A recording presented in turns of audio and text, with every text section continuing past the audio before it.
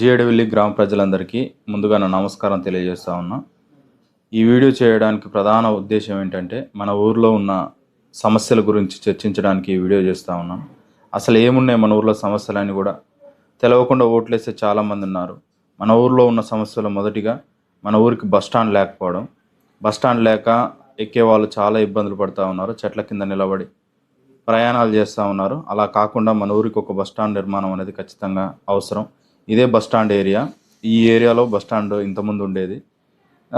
కొన్ని కారణాల వల్ల దాన్ని కూల్చివేయడం జరిగింది. అయితే మళ్ళీ ఇదే ప్లేస్లో బస్ స్టాండ్ కట్టడానికి గ్రామ సర్పంచ్గా గెలవబోయే వ్యక్తి గుర్తుంచుకోవాల్సిన విషయం ఇది. రెండో సమస్య చూస్తే మన ఊర్లో ఉన్న మురికి కాలువలు. నిజంగా ఇది ఫిల్టర్ ట్యాంక్ సైడ్ ఇది. ఇది వర్షం వస్తే ఇది మొత్తం నిండిపోతుంది.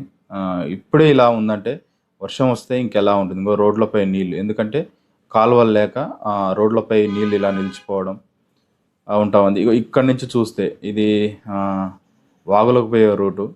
ఇవన్నీ అంటే వాటర్ సరిగా వెళ్ళకుండా ఈ దుబ్బ అంటారు కదా, ఈ దుబ్బ సైడ్ ఇది, ఈ ఏరియా అంతా దుబ్బ సైడ్ చివార్లు ఇలా ఉంటాయి. అసలుకి ఎంత ఇబ్బంది పడుతూ ఉన్నారంటే అటు సైడ్ ఉన్న గ్రామస్తులు వాటర్ అనేది వెళ్ళకుండా వర్షాలు వచ్చినప్పుడు అయితే ఇంకా మరీ దారుణంగా తయారవుతూ ఉంది. చివరిగా ఉండే వాళ్ళది ఇల్లులు మాత్రం దోమలతోని నిండిపోతుందని అయితే చూడొచ్చు. ఇంకో ఇక్కడ చూడండి, ఇంత నిండుగా ఉండడం వల్ల నీళ్లు అక్కడ దోమలు ఫామ్ అయ్యి మలేరియా, డెంగ్యూ అనే రోగాలు వస్తాయి కదా. ఇది గ్రామంలో ఇప్పటివరకు సర్పంచ్గా పోటీ చేసిన గెలిచిన వ్యక్తుల యొక్క చిత్తశుద్ధి ఇలా ఉంది. నిజంగా వాటర్ పోకుండా అట్లా మోరీలు లేకుండా ఇలా ఉంటుంది. మీరు చూడొచ్చు, ఊరంతా మురికి కాలువలు ఉన్నా కానీ అవి కూడుకొని పోయి ఉండడం. ఇట్లా ఇది రామాలయం అవతల సైడ్ రోడ్డు, ఇది అదేమో ఇట్లా ఉంది. బస్ స్టాండ్ ఏరియా ఇది. రోడ్లపై ఇలా నీళ్ళు ఉండడం. మెయిన్ సెంటర్లో వర్షం బాగా పడ్డప్పుడు మెయిన్ సెంటర్లో చాలా వాటర్ ఆగుతుంది. ఇట్లా రోడ్ల వైపు పక్కమటే ఉన్నా కానీ ఆ రోడ్డు నిండి ఆ మోరీలు నిండి ఇవతల సైడ్ రోడ్డుకు రావడం వాటర్. ఇగో ఇలా మీరే చూడొచ్చు. ఇవి మన ఊర్లో ఉన్న మోరీలు లేక రోడ్ల పైనుంచి పోతూ ఉన్నాయి వాటర్. ఇవన్నిటిని గ్రామ ప్రజలందరూ గుర్తించండి, గ్రహించండి. కనీసం మనం పడుతున్న ఇబ్బందులు మనకు తెలియకుండా మనం ప్రవర్తిస్తూ ఓట్లు వేయడం అనేది సరికాదు. మందుకో మద్యానికో ఓట్లు వేయకండి. మన ఊర్లో ఉన్న పరిస్థితి ఇది, మురికి కాలువల పరిస్థితి ఇది. కాబట్టి వీటన్నిటిని దృష్టిలో పెట్టుకొని మీ అమూల్యమైన ఓటును వేయవలసిందిగా నేను కోరుతా ఉన్నాను. మోరీలు అయితే అది మరీ దారుణంగా ఉన్నాయి. అందులో వాటర్ నిల్వ ఉండడం అది ప్రధానమైన సమస్య. ఇది కర్ణాయి షాప్ ముందు. ఇప్పటి వరకు మనం ఎట్లా ఉందో చూసినాం కదా. వర్షం వస్తే మన ఊరు పరిస్థితి ఎట్లా ఉంటుందో కూడా చూద్దాం. వర్షాలు వచ్చినప్పుడు ఇట్లా ఉంటుంది ఏరియా. ఇంట్లోకే వాటర్ వెళ్ళడం. ఇవి మన వాట్సాప్లో మనం పోస్ట్ చేసిన వీడియోస్ ఇవి. నేను కలెక్ట్ చేసి పనికొచ్చినప్పుడు వాడదాం అన్నట్టు అట్లా పెట్టిన.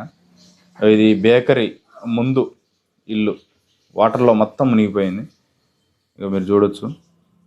అంటే మోరిల్లో ఒక మోకాల లోతు ఇసుక నిండిపోవడం వల్ల పైకి రాలేక వాటర్ అందులో నుంచి పోలేక మోరీలో నుంచి బయట నుంచి వెళ్తున్నాయి. ఆ క్రమంలోనే ఈ షాప్ అంతా ఇట్లా మునిగిపోయింది. ఇది గ్రామ పంచాయతీ దగ్గర ఉన్న గుడి. అయితే ఇక్కడ చూడండి, అసలు ఫుల్ వాటర్. అసలుకి ఇక గుడే మునిగిపోయేటట్టుగా అయిపోయింది ఆల్మోస్ట్. అంటే అందులోకి నీళ్ళు వెళ్ళేటట్టుగా అయిపోయింది. ఇక్కడ చూడండి మీరు. మరొక సమస్య గురించి చర్చించే ప్రయత్నం చేద్దాం. మన ఊర్లో నిజంగా ఒక 6-7 ప్రైవేట్ క్లినిక్లు ఉన్నప్పటికీ గవర్నమెంట్కి సంబంధించి కూడా ఒక చిన్న ఆరోగ్య ఉప కేంద్రం ఉంది. ఇది మనలో చాలామందికి తెలియదు. నాను చాలాసార్లు చూసినా కానీ లోపల ఎలా ఉంది, ఎట్లా జరుగుతుంది అన్న విషయం నాకు కూడా సరిగ్గా తెలియదు. కాకపోతే అక్కడ ఉన్న ఒక వ్యక్తిని అడిగితే మార్నింగ్ 10:30 to 4:30 వరకు ఇక్కడ కొంతమంది స్టాఫ్ నర్సులు వచ్చి వైద్యాన్ని అందిస్తారంట. కాకపోతే మన ఊర్లో ఉన్న జనాభాను చూసుకుంటే మనకు కావాల్సింది 4:30 వరకు కాదు, 24 hours ఖచ్చితంగా మనకు వైద్య సౌకర్యం అనేది ఖచ్చితంగా కావాల్సిందే.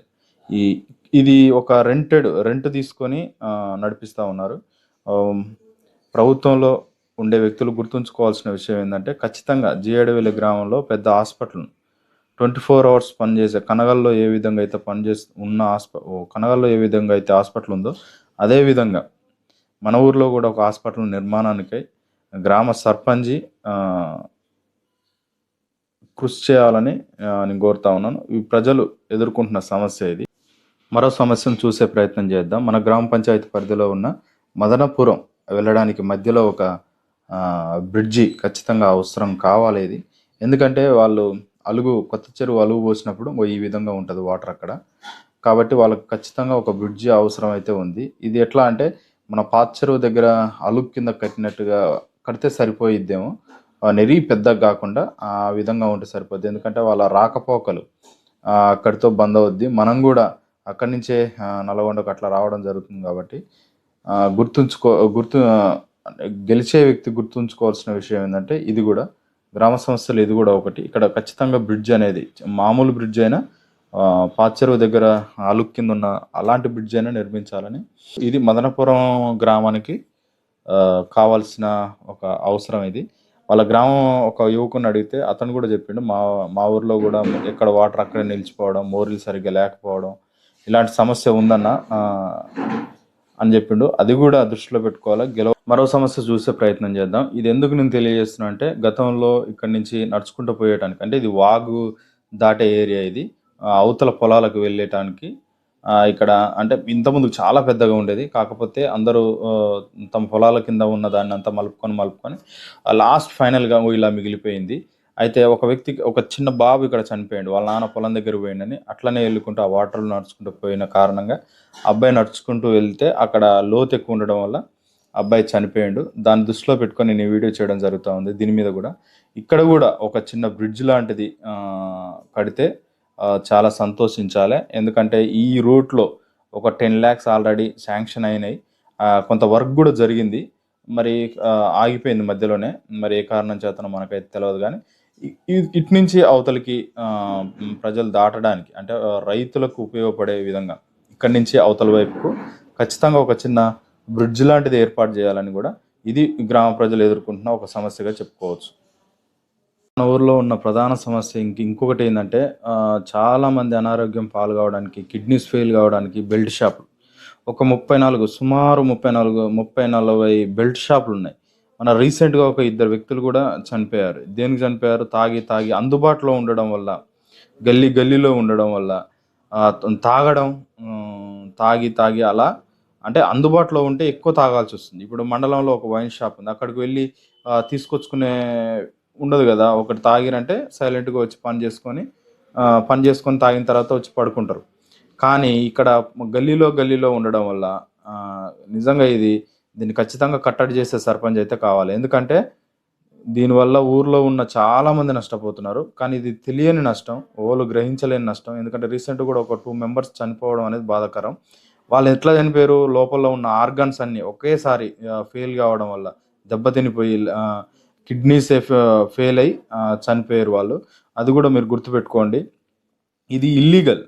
బెల్ట్ షాపులు అనేవి ఇల్లీగల్. వైన్ షాపులు అనేది ప్రభుత్వ అనుమతితో నడుస్తుంది, కానీ బెల్ట్ షాపులు అనేవి ఇల్లీగల్. కాబట్టి దీన్ని మనం ఖచ్చితంగా వ్యతిరేకించాల్సిన విషయం.